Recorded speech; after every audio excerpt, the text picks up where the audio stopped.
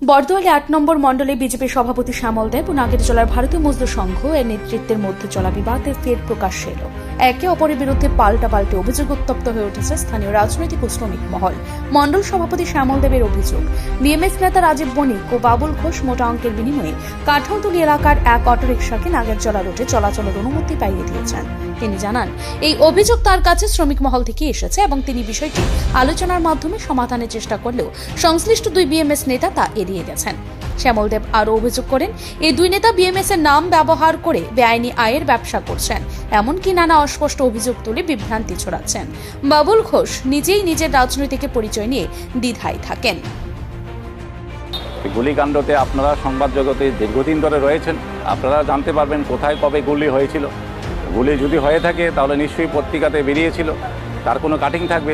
গুলি যদি বেরিয়ে থাকে তাহলে নিশ্চয়ই কোনো রকম এফআইআর থাকবে, এফআইআরের কোনো কপি থাকবে। তো সেগুলি আপনারা নিজেরাই জানতে পারবেন। ভিত্তিহীন খবর টোটালি। এবং আবির দাস এবং এই এনবিআরসি ক্লাবের যিনি সেক্রেটারি শঙ্কর দাসের ওনাদের বাড়িতে হামলার কথা বলা হয়েছে। শঙ্কর দাস যিনি এনবিআরসি ক্লাবের সম্পাদক, উনি অলরেডি সমাজ মাধ্যমে উনি ছেড়ে দিয়েছেন যে সম্পূর্ণ মিথ্যা কথা সেটা। এবং আবির দাসও যারা জিজ্ঞেস করেছেন আবির দাসকে, উনিও বলছেন যে সেগুলি মিথ্যা কথা। এবং আমাদের এলাকাবাসী, বিশেষ করে আমাদের এলাকাতে যারা রয়েছেন ওনারা প্রত্যেকে জানেন যে সেগুলি পুরোপুরি মিথ্যে কথা। এই এলাকাতে সাথে কোনো রকম সম্পর্ক নেই, একটা কথা শুধু শুধু বলে দিলেই হলো না, ওদের কাছে এইগুলি নিয়েও কোনো প্রমাণ নেই। অন্যদিকে বিএমএস নেতা রাজীব বণিক পাল্টা অভিযোগ করে বলেন, মণ্ডল সভাপতি মুখ্যমন্ত্রীর নাম ব্যবহার করে ক্ষমতা দাপটে দেখাচ্ছেন এবং শ্রমিক সংগঠনের নেতাদের উপর চাপ সৃষ্টি করছেন। তিনি দাবি করেন অটোর বিষয়টি খুবই ছোট, কিন্তু কেন একজন অটো চালককে জোর করে রুট বদল করে কাঠালতলী সিন্ডিকেটে যুক্ত করা হলো সেটা আজও পরিষ্কার নয়। তিনি জানান, এই ঘটনার বিষয়ে প্রশাসনের কাছেও লিখিত অভিযোগ জানানো হয়েছে বিএমএস এর তরফ থেকে। তার কথায়, আমি এমন কোনো কাজ করিনি যাতে বিজেপির বদনাম হয়, বরং শ্রমিকদের ডাকে আমি একটি বৈঠকে গিয়ে সেখানে কোনো অবৈধ সিদ্ধান্তে আমি সম্মত দেইনি। তিনি নিজেকে বিজেপির দীর্ঘ সময়ের একনিষ্ঠ কর্মী বলে দাবি করে প্রশ্ন তোলেন, এত বড় একটি জাতীয় শ্রমিক সংগঠনকে কেন মণ্ডল সভাপতি গুরুত্ব দিতে চাইছেন না তা সত্যিই বিস্ময়ের। ওরা যে পরিকল্পনা করেছে আমার নজরে আসে, ওরা এইরকম পরিকল্পনা আরও 1-2বার করার চেষ্টা করেছিল কিন্তু পেরে উঠতে পারে।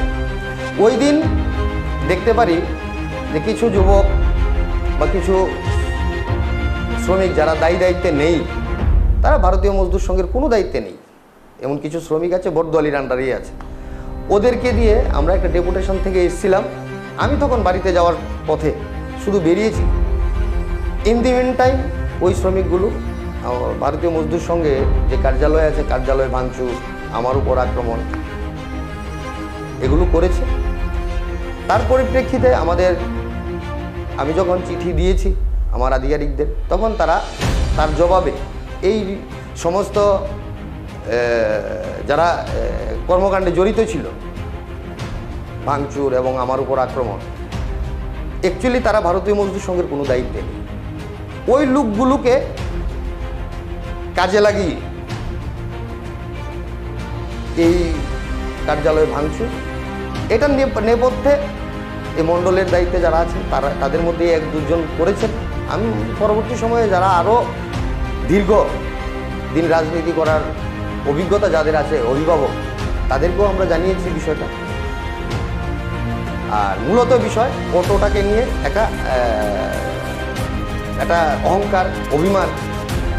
এদিকে রাজনৈতিক তীব্র টানাপোড়েনের প্রভাব পড়েছে সরাসরি যান চালক শ্রমিকদের মধ্যে। অনেকেই মনে করছেন এই ধরনের নেতৃস্থানীয় ব্যক্তিদের মধ্যে বিরোধী সংগঠনের ঐক্য কার্যকারিতায় প্রভাব ফেলতে পারে, এমন মত প্রকাশ করেছেন অনেকেই যে পুরো ঘটনার পেছনে রয়েছে আরও গভীর রাজনৈতিক সমীকরণ। কিছু অংশ মনে করছেন শুধু ব্যক্তি ভিত্তিক বিরোধ নয়, বরং এর পেছনে রয়েছে দুই রাষ্ট্রবাদী সংগঠনের মধ্যেকার দখল ও প্রতিপত্তির লড়াই। কেউ কেউ আবার বলছেন এই মতানৈক্য একাংশের ক্ষতি হলেও অন্য অংশের লাভের পথ খুলে দিচ্ছে। ব্যুরো রিপোর্ট, ঋদ্ধি নেটওয়ার্ক।